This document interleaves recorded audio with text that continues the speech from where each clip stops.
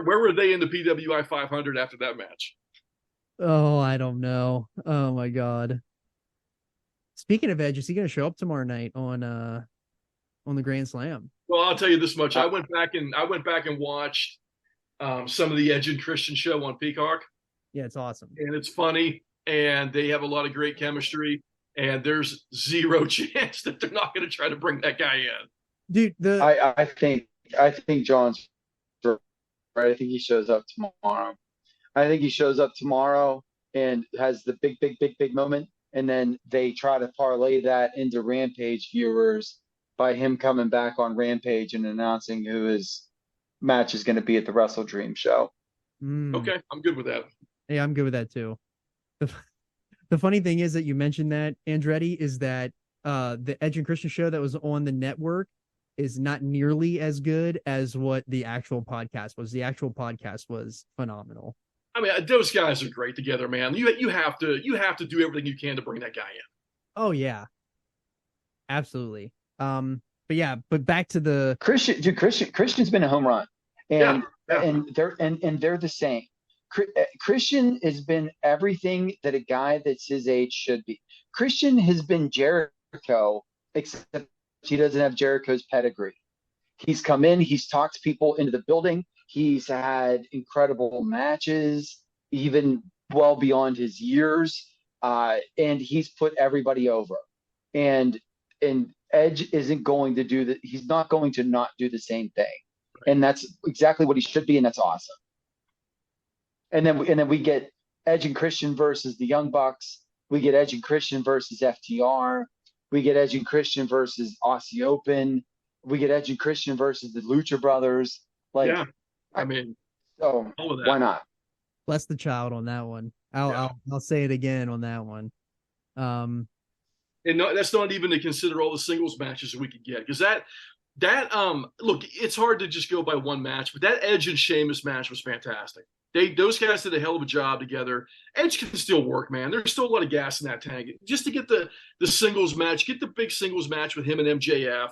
Give me him and Adam Cole. Give me him and anybody that can work. And that, I mean, that's awesome. I want to see all those matches. amen, amen. You know what would Yeah, be great? and What would be great to do would be for him for Takeshita to beat him. Takeshita should beat yeah, Edge. Ooh, yeah, and something that we talked about in the chat, but this run is Edge's only chance to make the Observer Hall of Fame Yeah. because I, his latest comeback didn't happen. He's but got one you know more why chance. though? Like here's the problem with that too, though, Teddy, was that they weren't letting Edge be Edge whenever he came back to do this WWE run. Edge is a very funny person. He's got good comedy, he's got good comedic timing, all those kind of things. When he's with Christian and he's doing those kind of things where he's himself and a little bit sillier and a baby face and whatnot, is when he's at his best. And I think if they Yeah, let him do that, let him do that and let him be the fan favorite baby face and let him be that guy, man, he's got a shot. that is yeah, you're right about that. absolutely. They don't book Legends bad because No. Sting's the best book person in that promotion, and Christian, he hasn't been a 10 out of 10, but he's been a 9 out of 10. He really has. Christian's awesome, and everything they've done with him's awesome. So Agreed. I have faith that they would do the same with Edge. Yeah, I think I am rooting for Edge at this point, and I know I've been an Edge detractor for a long time, but I would love to see him come in and have a nice run for 2 years, whatever the hell it ends up being. Put Mhm. people over, have a good time, get a paycheck, help out the company, man, and let it go to where it needs to go. But I'm pulling for him to have a great run. I really am. Yeah, we definitely are. We're rooting for you, Edge. If you're gonna actually show up tomorrow night at Grand Slam. All right. Well, we can talk about this. We can talk about this main event ski if you want to, because Let's set, yeah, you tell me. I'll set the table. yes. So we are gonna do. I'm so excited for this. Um, this is my wheelhouse. So we're talking about Unforgiven 2003. This is ultimate fandom for me. I am in my bag. Like this is. I remember watching the build to this. Like I wanted to go to this show, and just because it was in Chocolate Town, and I'll let you set the table, Mongoose. Take it away. Before I get into it, I need to say that, this show took place on September 21st, 2003, but something more important happened on September 17th, 2003. Ooh. And that more important thing was that Randy Savage was scheduled for a concert debut at Mr. B's nightclub and restaurant in Treasure Island, Florida.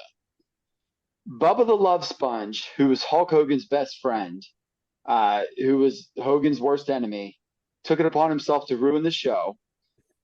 He basically gave a bunch of concert goers T-shirts that said Macho Man sucks on the back and Hulk Hogan rules on the front. And he sent them in there to haze and ruin the Macho Man's concert.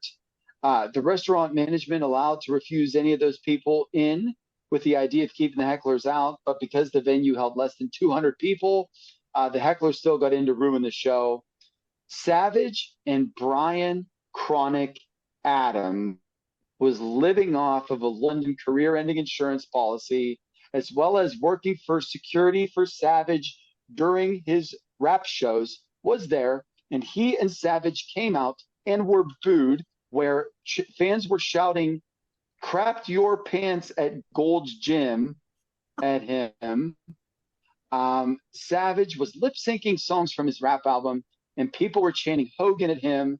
The CD then started to skip. There was big embarrassment. He continued to lip-sync even as the song skipped before he got so mad that he slammed down his microphone and stormed off, ending the concert after 3 songs. Rest in peace, Macho Man Randy Savage. September 17th, 2003. I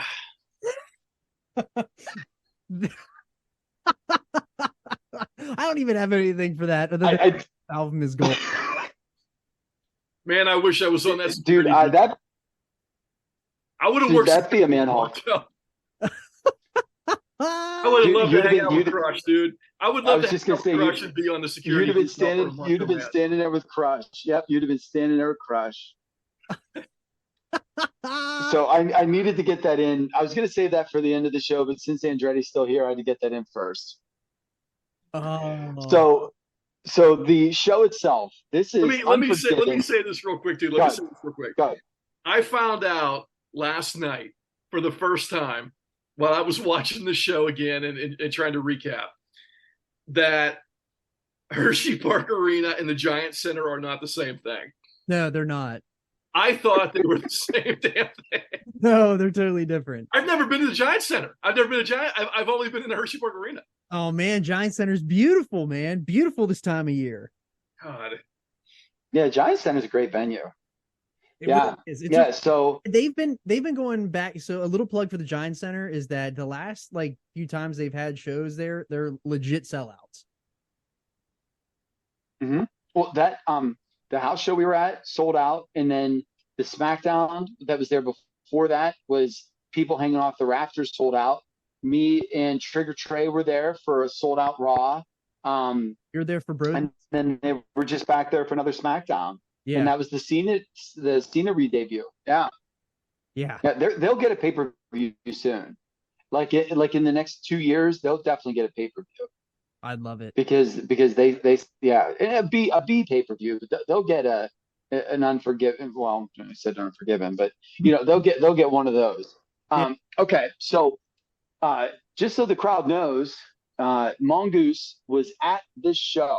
So an 18-year-old Theodore went to this in a Raw is Jericho shirt with a fist on it.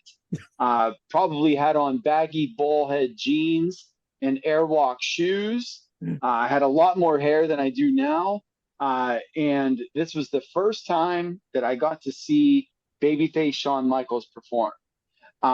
Having said that, before this show started, the only 2 things that I knew about this were that Shawn Michaels was on it and that Goldberg wins. And what's crazy is that I didn't remember Goldberg wrestled Triple H, nor did I remember that Shawn Michaels wrestled Randy Orton. Nor did I remember anything else that happened on this entire thing. Me neither. And and that dude, this wasn't for any, there's no intoxication. There was nothing like that. And then I watched this whole show and I knew exactly why. I remembered nothing that was on this entire show. It wasn't bad, but you want to talk about a show, which is exactly what this was from 2003. So I'll set the table for you really quick. This show came to us from September 21st, Sunday, September 21st, 2003. It was at the Giant Center in Hershey, Pennsylvania.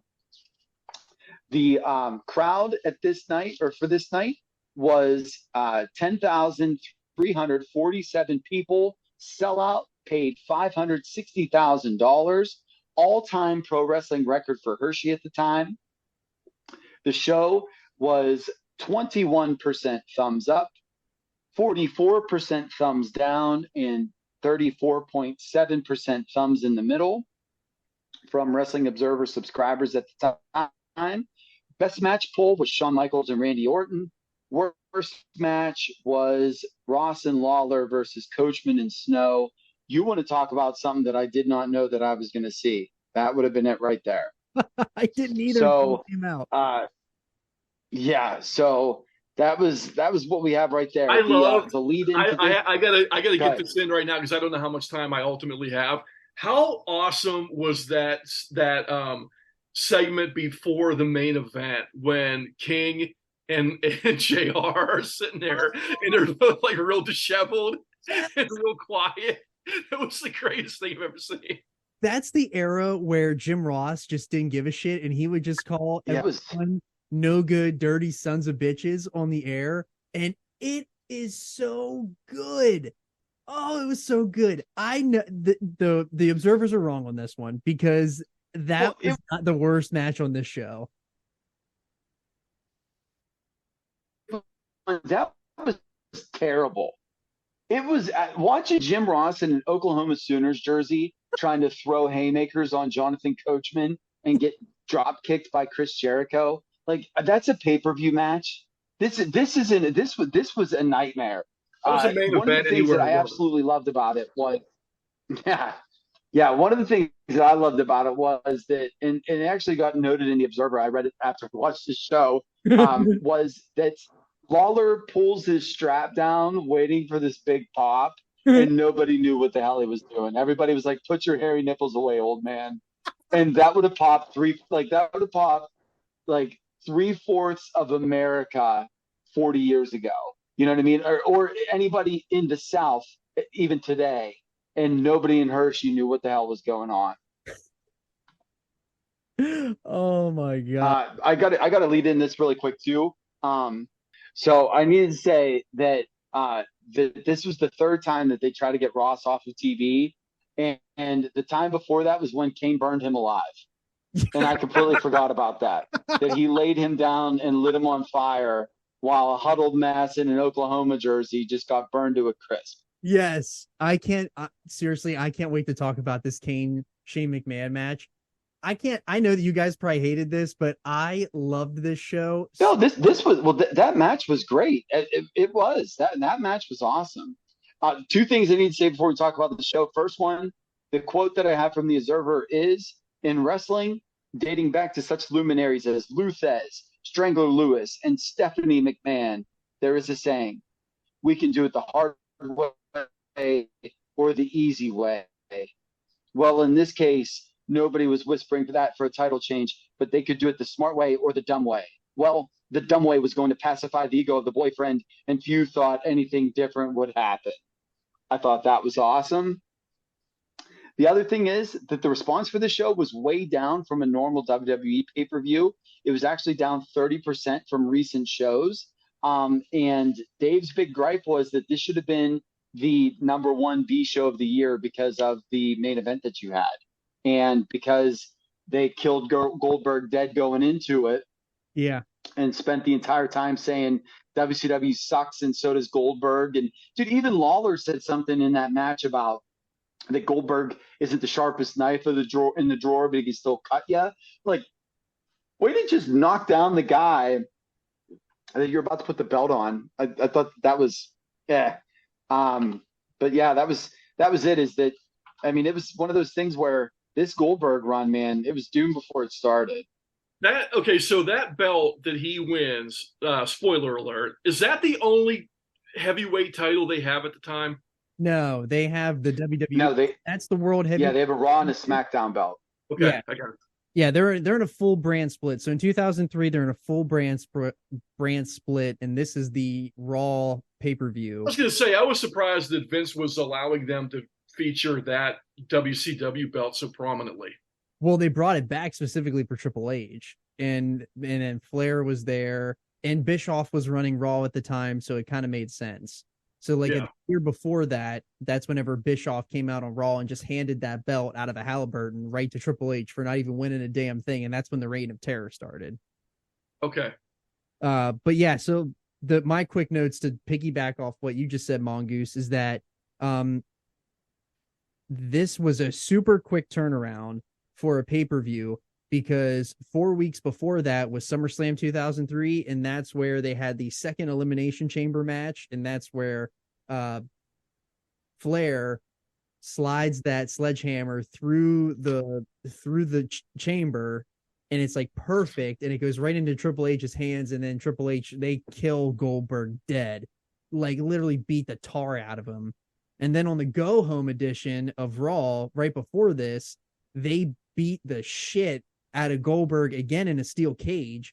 So, or that wasn't the go home, that was one before the go home, but there was such a quick turnaround to this show that it felt, because I went back and watched the build, and there was such a quick turnaround. They were just going boom, boom, boom, boom, boom. Like it felt so condensed and so tight that it was like, why we didn't have to have a pay-per-view this soon. Like it didn't feel like it was needed. Well, they were doing 12 a year, and so you're a slave to the schedule at that time. But that's when you said that the to go back to what the Meltzer thing was from the Observer that week. While the buy rate might tell a different story, it looks like all decisions in this program, from destroying the character at first to not doing the switch to SummerSlam to pinning Goldberg at SummerSlam to the promos designed more devaluing Goldberg, ended up serving the master. The master, of course, being Triple H, who will get the title back from both a limited and devalued champion upon request. So, and the thing is here is that they then say later on, which I went and read through after, that he was actually leaving to go do some movies, and he was getting married, and he had his honeymoon. And so the reason this is so rushed is that he wasn't going to let this thing go until he absolutely had to. And then he did. And it was just because he was going to be on vacation. Right. And he also was going through the groin tear. And this is Triple H biker shorts era, which of the biker shorts. Funny, which is funny. It's really funny until like because I remember whenever I was like, because this was around this is my 11th birthday, because full disclosure, full shoot, my birthday's on the 23rd, so I was kind of secretly hoping back in 2003 that this would be my birthday present, and that Triple H comes out in these biker shorts, and I'm like, what the hell? Why is Triple H wearing these shorts? Like, what the hell are those? And then to find out later, because I didn't have the Observer back in the day, I didn't have all the dirt and all that. I found it out whenever he was on Barstool talking about it, that he had a groin tear, and that he barely could get into those biker shorts to literally have those matches. And it kind of showed because he had to gut even Meltzer wrote it in the write-up, is that he had to gut his way through the end of this match. Right, which gives every credence to, he could have lost the damn belt at SummerSlam. He could have.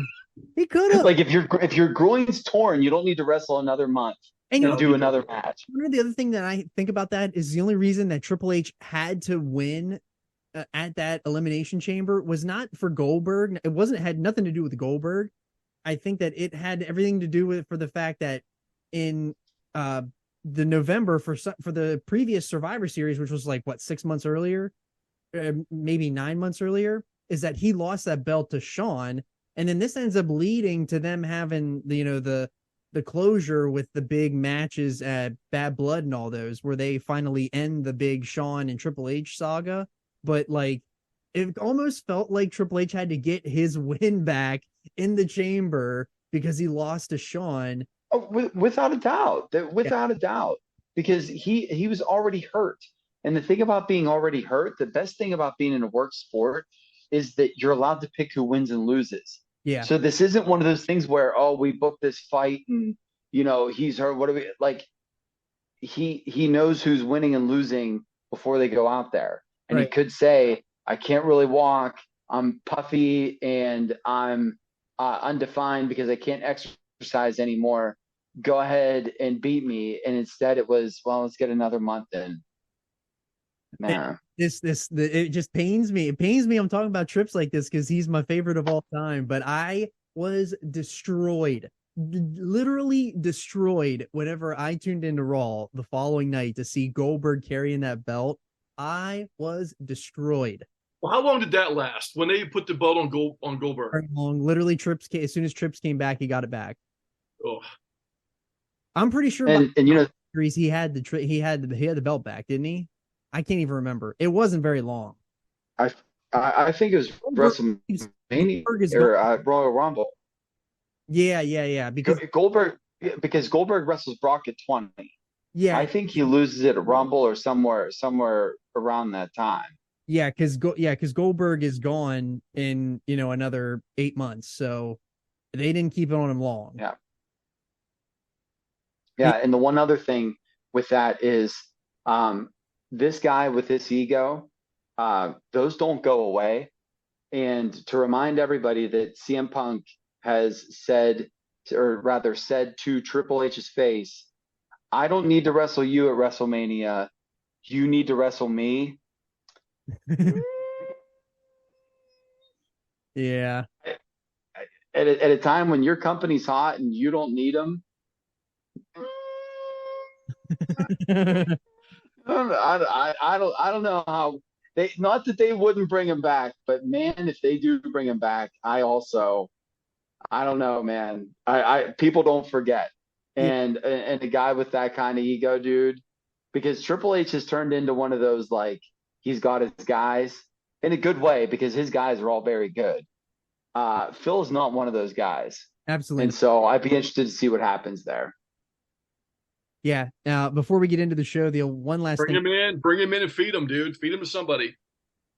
Well, he ain't gonna get fed. He's gonna want to get. He was want to get. Well, you beat the Miz at a pay-per-view, and then you lose the LA Knight.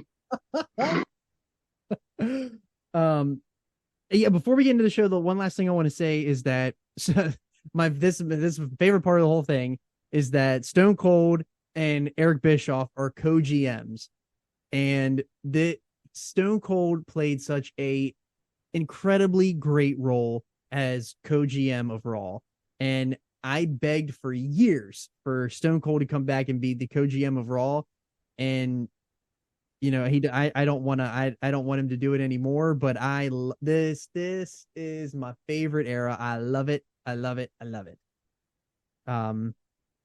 But yeah, this show starts off with a tag match from a very lovable tag team for the Podski, the Dudley Boys versus La Resistance. And I don't know how there wasn't dead bodies after this match. Rob Conway, I think he's not shoot dead, but he might as well be after that head bump. And I don't know how Spike Dudley isn't dead after he took that one that was on Raw, which led to this match. Them showing that clip before, I was just like, oh my God. Yeah. And what's crazy is I remembered it after they showed it. I would have never remembered that happening, but I did not remember Conway taking the same brutal, terrible bump. Also timely, R.I.P. Rene Dupree's papa. Yeah, I saw that too. Emile, I believe. Yeah, just passed away. He was a promoter in Canada, and he ran basically the off season for the Stampede guys, and so he had a bunch of Stampede people coming through. So R.I.P. to him. Timely for that. But I mean, I'll tell you what, like, the Dudleys are over, and the match wasn't bad. It was just another Dudley's Tables match, but for an opener in 2003, yeah, go ahead. I would say La Resistance was better in retrospect, looking back at them now, than what I thought at the time. Oh, I fucking hated their guts back then. They were they're good. They were just fine here. They're good. Yeah, they're actually pretty good. Like, I really enjoyed that match. When I went back and watched it, I was like, all right, it ended up like something happened with Grenier where he got in the doghouse, and I can't remember what the hell it was. Oh, But Conway is a guy that I always thought they should have done something with. Well, and Dupree turned into one of those guys that was supposed to be another Randy Orton, and he's working in armories right now. yeah, Like it just didn't click. Whatever happened, but right. and he looked like $1 million here. Like you think that he was going to be a big star for a long time, but yeah. But yeah, this was a fine match, right? Again, tables, crowd into it, all that. So yeah, this was fine. It was. 2 stars. Dave gave it. Yeah, Dave gave it 2 stars. And then also mentioned here as a Dudley's 17th World Tag Team title reign across all their promotions. So I guess congrats to them on all that hard work and success. But the second match, I loved this angle. We had Test and Scott Steiner fighting over the managerial services of Stacy Keibler. And So not only the managerial services, that if Steiner loses, he's going to be Test's slave. yes. And also You said you love this. I did not love this because I had to watch this with my wife. Make this the main event. It should have been the main event. This did not go over well in my house. I'm sure it didn't go over well at the house. Yeah, you can't watch this one with a spouse. But one thing I want to get out there is to show how stupid of a man that Bill Simmons is for him to go on his podcast with Nick Khan and say that WWE needs to bring back Test. Test has been dead 15 years. So why that guy of all people? Because I mean he was Stephanie McMahon's kayfabe romancier. So I guess that's why. But also Test has his own Twitter account that reminds us all that he's still dead. But Dave is that still posting? I think so. I almost just spit water out. It is. I think it is. But yeah, I thought that Stacy laid in that chair shot on Steiner. Like she didn't pull no, like she laid it in on him. I thought it was great. I loved it. And I mean, obviously I hated her standing in the ring for the last 2 minutes of the match. Well, I hated that. Yeah, it was a little long, but whenever she finally did send that chair swinging and it hit Steiner, I mean, it was great. Like he sold for it very well.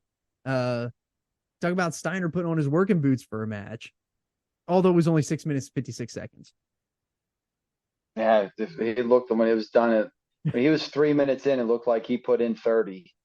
I mean, that was there was a reason in retrospect that he didn't get that rocket, and I understand it. It was fine. It literally was what it was. So you have man slave versus butt slave right there for you. But Dave gave it a 1 star. I would have given it 3. And listen, I just found the account. Is Test still dead? And when's the last tweet? The answer to your question is, are they still posting? 5 days ago, they tweeted the word yes. And they hadn't posted anything before that since August 29th of 2022. So they literally reminded Bill Simmons. They tweeted to remind Bill Simmons because that was absolutely 5 days ago. Oh my God. They should have tagged him. They should. Oh my God. The picture of the account is Test with the long hair holding the hardcore title on his shoulder. Oh my God. What are we gonna do? What are we gonna do the day that they post no? Do we run for the hills? Dude, there's so many tweets. There's so many tweets from this account. It's almost like every like month or sometimes every day there's another. When it started, it was daily for like 3 years. Yeah. It's pretty much daily all the way up until like the middle of 2021. Wow. So they thought they had their point across until in his mouth. um, Oh my! that was great. This next match was match of the night for me. This was Mongoose getting to see Babyface Sean versus Randy Orton, and I got some. This is Orton in full Legend Killer run, which was fantastic. I love the Legend Killer. For this match being on a B show, I felt like it deserved to be on a bigger show. I thought it was absolutely fantastic, and I thought that Sean made Randy look like $1 million, and I thought that Ric Flair was in his bag. Ric Flair was Ric Flair was the MVP of this match, and he didn't even wrestle. right. He was awesome. He was Dude, so the bumps he took every time he'd go to get on the ring, and Sean would just give him the overhead right, and he would flop like he got shot with a shotgun. yeah. Flair was covered in sweat. Um, I'll tell you what, man, this is a 4-star match if the finish wasn't the finish. Yes. Dave gave it 3. The finish for me, I put it down to 3. Dave gave it 3.5. I was gonna say for me, I would have put it down to 3.5. Dave gave it 3.5. So I'm thinking we were on the same wavelength there because I hated the finish. However, I got news for you there, Andretti. This finish was the finish that Randy Savage used to win the Intercontinental Championship over Tito Santana in 1986. Ooh. I think the garbage, yeah. It was terrible. It fell on TV. I don't remember this happening, but it fell flat on TV because everybody popped for Sean, and then they rang the bell and they didn't make an announcement and they just went right back to it. And you couldn't really see, the audience couldn't see that Orton got knucks. So, I don't know. It was bad. It was a bad finish, but some great near falls. Sean kicking out of the RKO was a great near fall. Randy Orton kicking out of the elbow drop was a great near fall. Mhm. Sean did that crossbar to the outside. Like there was some really, really good stuff in here. Like you said, man, this was an excellent match. This finish was bad. Yeah. And that the other note too is that Randy Orton is world champion literally the next year. When they go into 2004, he wins the World Heavyweight Championship in 2004. So at SummerSlam. Mhm. So he's on the fast track they're on their way to that. So Well, and my thing is because he's on the then beat him. right. Like I don't understand the Dusty finish there is that, like, use the knuckles so the entire crowd can see it and beat him. Right. Like have Flair pulls his foot up, the ref sees it, stops his 2 count. Sean gets up and complains and is yelling. Flair gets up on the ring, obviously hands him something. Orton hits him. Like to me, there was no reason for that Dusty finish thing that they did. I totally No. I skipped over the women's match just because they did this in those early 2000s where they put these in to kill time, and I hate that because like these women, I mean, they're some of the best in business they ever had, but I was just way too excited to get to the following match, which was Mrs. Mongoose made me watch this one. oh So I watched the entire Sean match, and it was over, and I was getting ready to go to bed, and Gail Kim came out, and she was like, "Okay, now I'm interested." And the reason why is because the last time one of these early 2000 things we watched was whatever Kelly versus like one of those bags. And so I ended up watching this whole thing. Molly Holly pulls Lita off of the ring and she smashes her face on the ring apron in her first match back after breaking her neck and getting neck fusion surgery. She chips 2 teeth and almost bit through her tongue. Her mouth is bleeding like a Moxley match. So she's bleeding insane the whole time. But it was fine. It was totally fine match. Yeah, totally fine. Molly Holly's really good, man. Trish Stratus is really good. Right. Lita in 2003 is fine, and Gil Kim in 2003 is fine. So every it was fine. You know what I mean? It was totally, Totally fine. totally good. Yeah, totally fine. And it Yeah, totally. I watched that too, and I thought everybody was pretty good. Yeah. Trish was a lot more, a lot faster in the ring than I remember her being. She looked really good. It's crazy because she's she she was faster then, but she's better now, and she's 50. Yeah, She's way better now than she's ever been. 50. Yeah, it's unreal.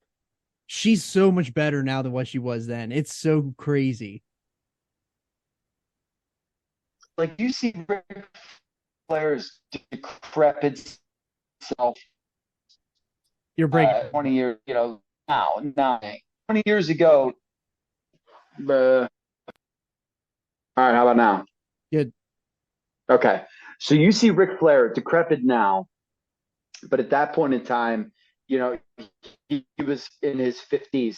And Ric Flair at that point, at that stage, as much as he was flopping around and everything, he's a full man and could not do half of what Trish is doing right now.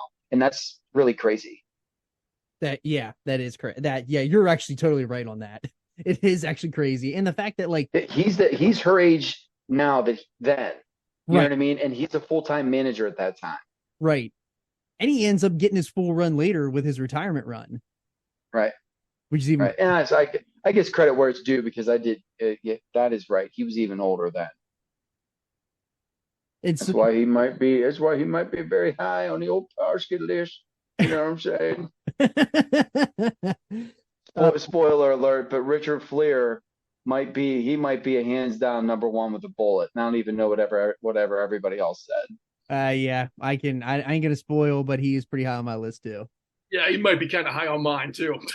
Yeah, I think we're. Yeah, I'm willing to bet that given the criteria that we have, that old Ricky Flair he's going to be okay. Yeah. I have Charlotte number 4 if I was allowed to put women on there, but that Ric Flair is pretty good.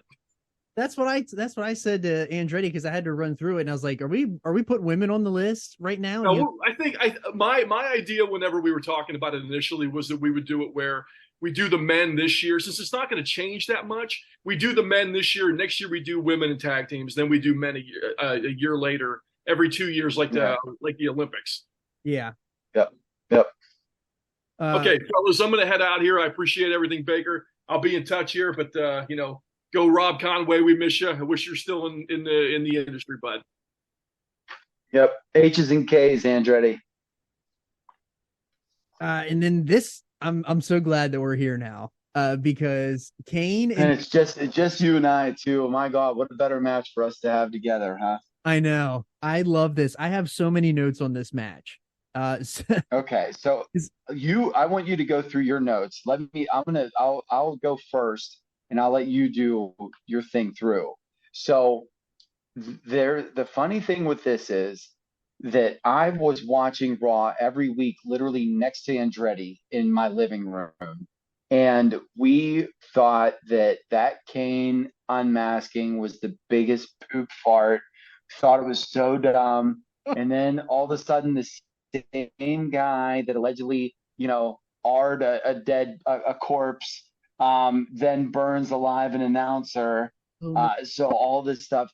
But they did do a good job in retrospect. And I'm saying week to week at that time, we were like, what are you doing, man? In retrospect, they did a really good job in trying to make him a crazy person. He looks great here. He looks absolutely great.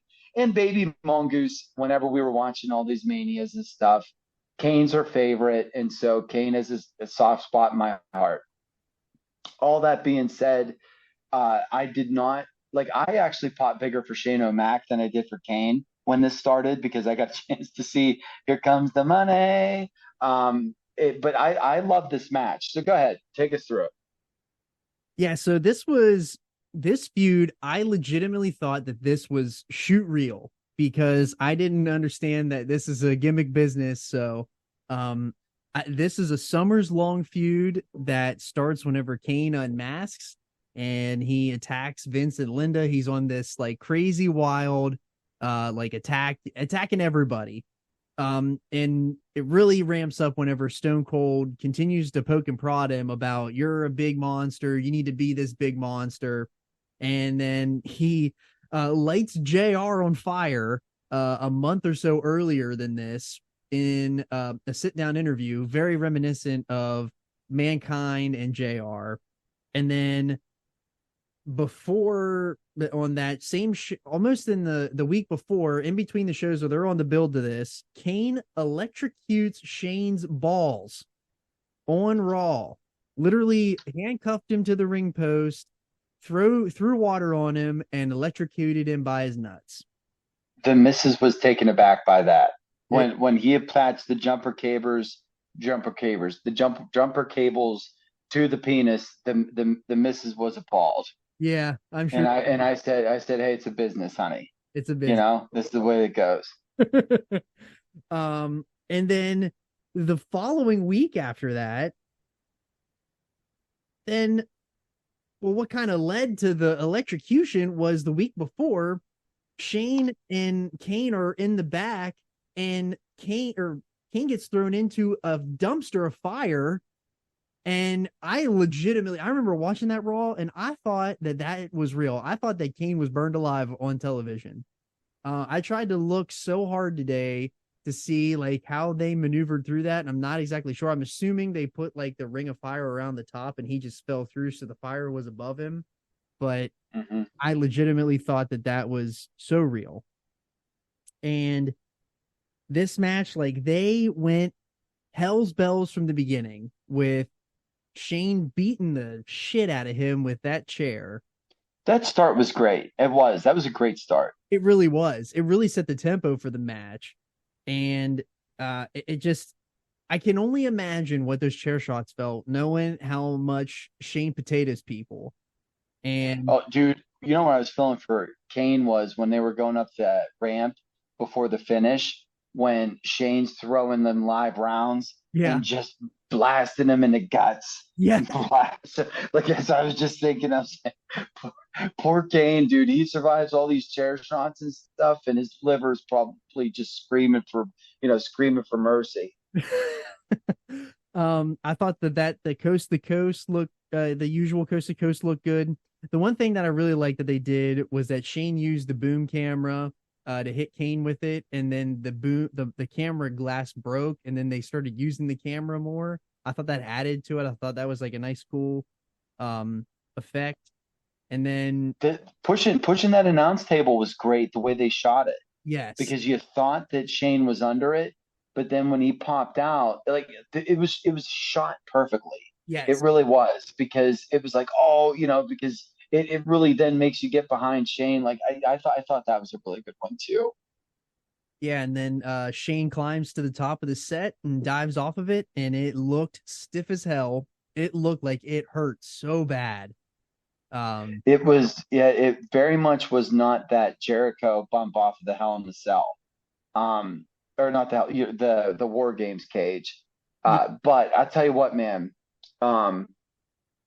the thing about it, and this was only me reading it, so me watching that match, I thought it was awesome. I was totally entertained. Thought it was all good. Reading Dave's comments though did actually like sort of irk me with the booking, because what he said was, seeing Shane allowed to look that good and have Monster Kane fail to put him away, but Shane beating himself probably wasn't the way to do things. And in retrospect, that's probably absolutely right. Like, if Shane was going to take that bump, and look, man, I'm not signing people up to jump off of 20-foot high things, but wouldn't it have been better to get pushed off? Like, not even like a choke slam, but like just to have Kane like up there and just push him off so that he could do the trust fall thing just down it. That probably would have been a better way to do it, as opposed to, I'm going to put you away now, Kane, and then I beat myself. So I do actually agree with him there. That actually does make a lot of sense. That would be the only critique that I could probably add to the match that would make it better. Because and the reason I feel that I liked Shane getting offense was he was fighting for his family. And Right. because you're fighting for your family, like it does make sense that you're going to be a crazy person. But if you're going to be pushing this man as a legit crazy monster, then he probably needs to finish as a legit crazy monster. And so, and then Shane still saves face if the only way that he was going to get put down was that he got thrown from the scaffolding as opposed to let me jump from it. Right. I totally agree. But again, though, I'm not here to book people getting pushed off of Right. 20-foot high things or whatever. But if we could book it the way we wish we could, that's probably it. Yeah, and then the only thing, the weird thing about this is that it's really, really good, but it's not the best match. The best match comes a Survivor Series. That is the ambulance match, the famous ambulance match, and the two big skits come after this too, where they have the dinner skit where Shane and Kane sit down at a dinner where Kane's in full gimmick in a, in a restaurant. I And don't remember that at all. uh, Oh my God, I need to see this. you look it up. And then Yeah, I don't remember that at all. the limo spot comes after this too, where Shane throws Kane into the limo, pulls the belt on the gas pedal, and it runs the limo into that semi in the backstage area. That doesn't happen. That hasn't happened yet. That happens like literally a month after this. It's literally the build to Survivor Series. I'll check this out. Like seriously, I'll check this out. That's you got me in. This program has me in. This I don't want to say this is feud of the year, but for 2003, but like Shane and Kane, their feud was fantastic. I would put it over with 5 golden stars for that year because it was some of the most compelling stuff they did. And then we got Getting into not compelling because I felt I felt like this match was 2 hours long. the Christian Jericho and RVD one. Yeah, Yeah, I felt like yeah, it went forever. I was ready for it. yeah. It wouldn't stop. They booked this match so quickly too. Like it was kind of out of the blue. Like it looked like they were going to put Christian and Jericho together for 1-on-1, and then all of a sudden they added RVD in there at the end. Like I wasn't a fan of adding. I mean, I thought that it was a good match, but it felt long. Like they could have cut it short. And I don't know if Well, just buying time to get to the to get him cleaned up from the last man standing match or whatever, but this and that was just it too. This match was doomed, man. Like nobody made a peep for 10 minutes, and I right, think that's what made it feel so long.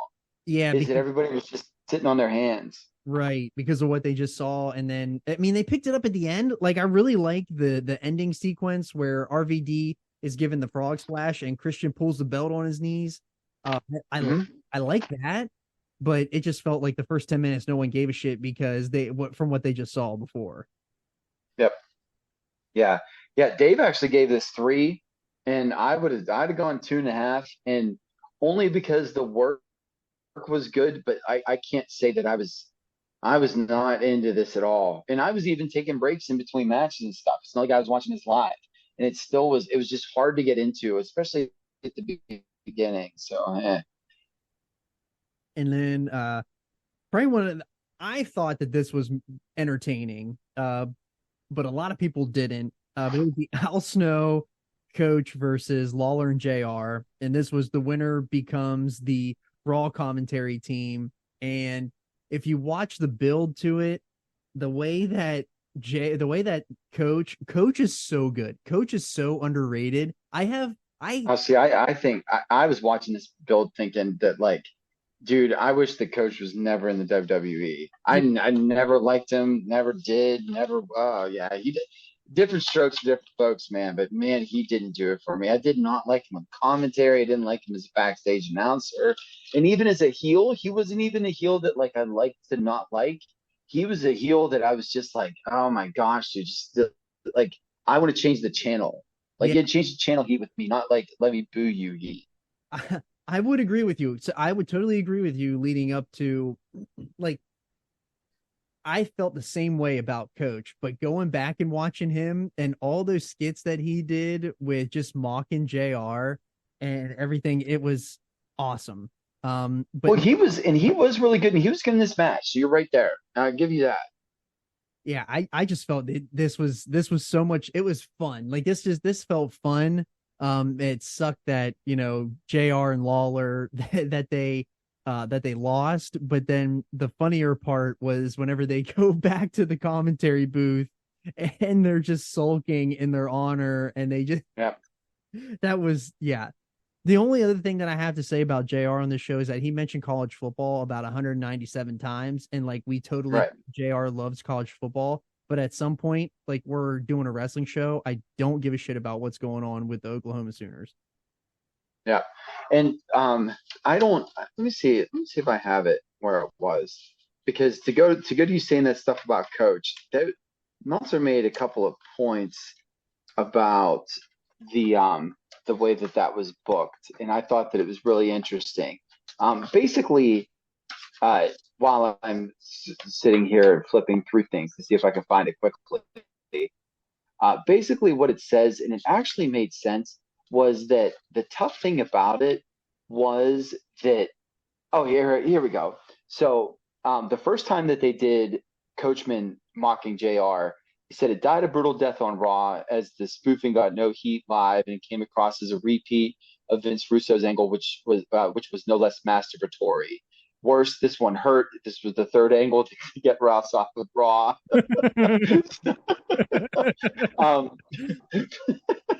But the thing about it was that the point that he made in that was that basically what made Ross endearing was those slobber knockers and things like that. And when you have a younger person calling him out for that, you're turning him into like an old coot a little bit, and you're sort of devaluing his, or you're taking away from his credibility in the booth, or devaluing his booth, or his prowess in the booth whenever he's then announcing. Do you know what I mean? Yeah. And so that actually did make sense. And so, I mean, obviously, this is all 2020, hindsight's 2020, especially, this long ago. But at that point in time, I do really get that gripe. But we all know that he was, Vince was trying to get Jim Ross out of it anyways. And so I don't think that he had the foresight to know, oh, we're going to keep bringing this guy back for the next, 6-7 years. And so, it was what it was. But my biggest thing with that match was that it was like, what, 9 minutes long? So 8:16. So 8:16, no announcing. That was the rough part about it, was that there was no commentary. It was just dead silence, like just arena ambiance. Like that's all it was. Yeah. Yeah. And the fact that you have guys that, two of which aren't workers, one worker that's in his 50s and one's Al Snow, like, Yeah. it's not really easy. And the thing about it is with the finish would have been a lot better if you had an announcer saying, oh my gosh, Jericho said that he's going to play mind games with Austin. That rotten, dirty Jericho. Yeah. Oh my gosh. And you didn't get any of that. No. And so that really took away from that too. One thing I do need to say about this quick though, speaking of, we were talking about old Phil a couple of minutes ago. This was in 2003, obviously.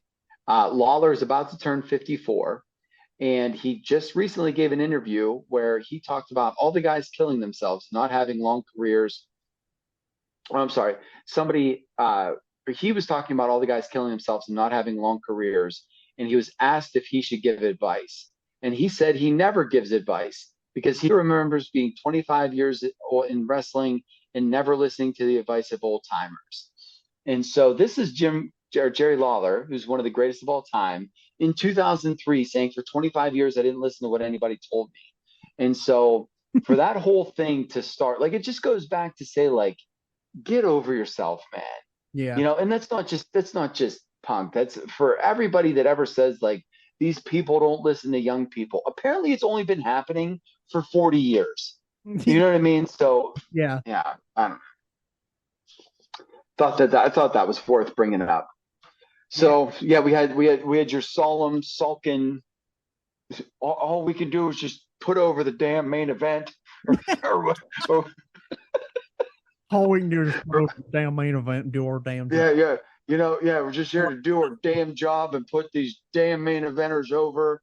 And I feel sorry for whoever has to sit in this seat next, whatever the hell he said, dude.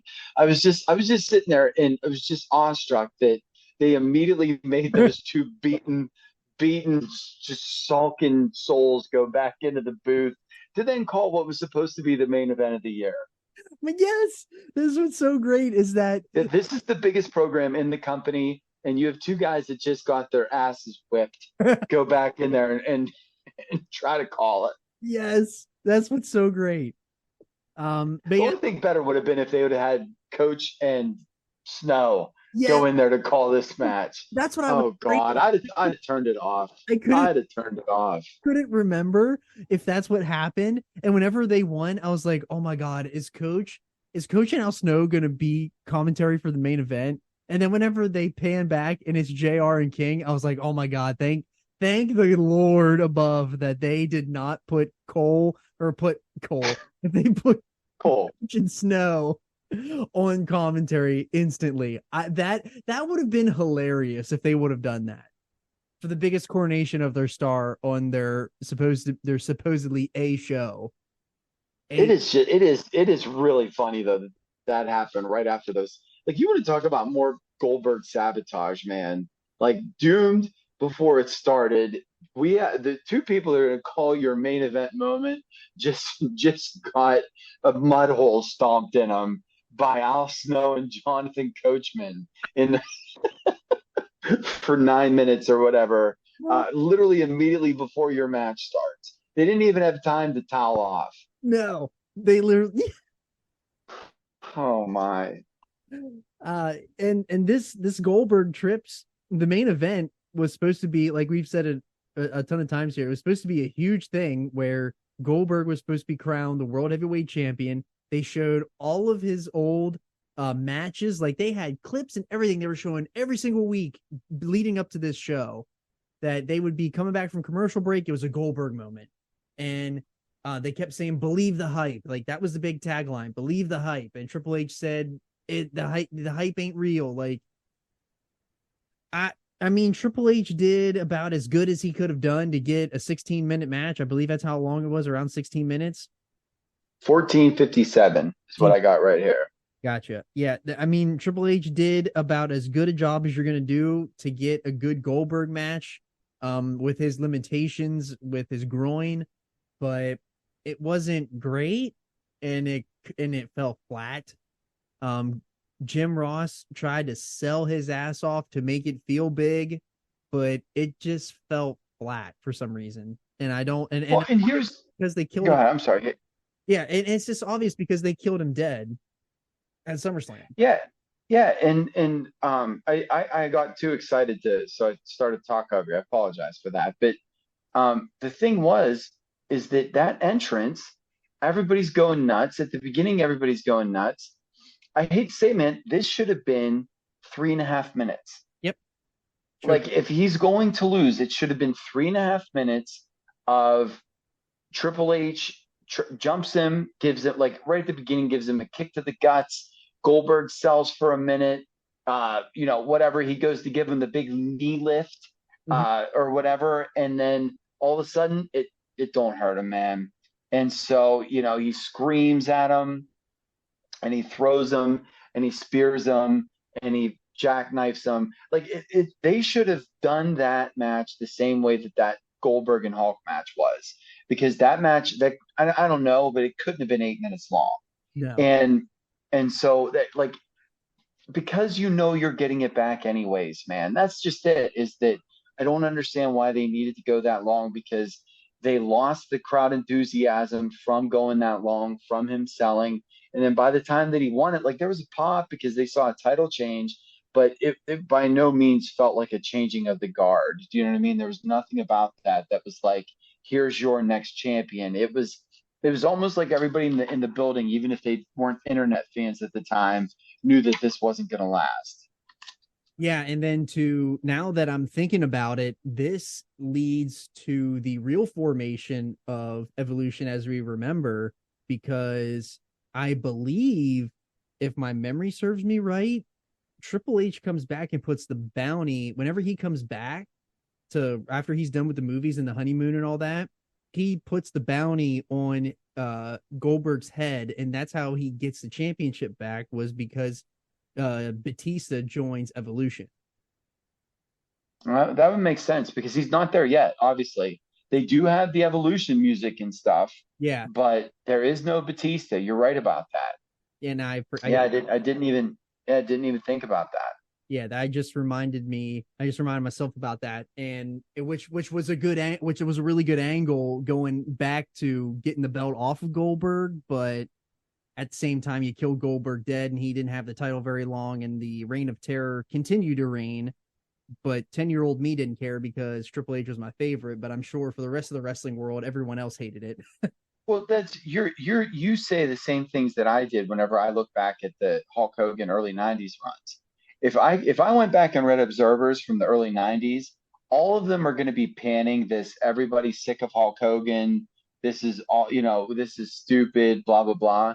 And you're not going to tell me that that run wasn't amazing because it was. Yeah, and so I understand completely where you're coming from there. Like the only difference is that I was in my late teens at the time, and I'm reading the internet all the time and all that stuff. So, like, the difference between our fandom is stark there. But I'm not going to take away your childhood. Like, I completely understand that. Like, to me, that makes all the sense in the world. To this day, I still remember Yokozuna as being this insanely unbeatable. Oh my gosh, no one's ever going to have this title again, champion. You know what I'm saying? And so he wasn't. There's many other people better than that. But yeah, when I was 10, I totally understand what you're saying. And I think that is a wrap on Unforgiven 2003. So we hope you enjoyed the retrospective and our talks on the PWI 500 and The Rock's return. And got to thank Teddy Mongoose for hopping on and Andretti. But make sure that you check us out on socials at _Podski on Twitter and Instagram. The Podski with John Baker on YouTube. If you're following along on YouTube, like and subscribe. Leave a comment down below what your thoughts are on the PWI 500 or anything that we're doing right now. But yeah, so we thank you for listening, and we will see you next time on the Podski.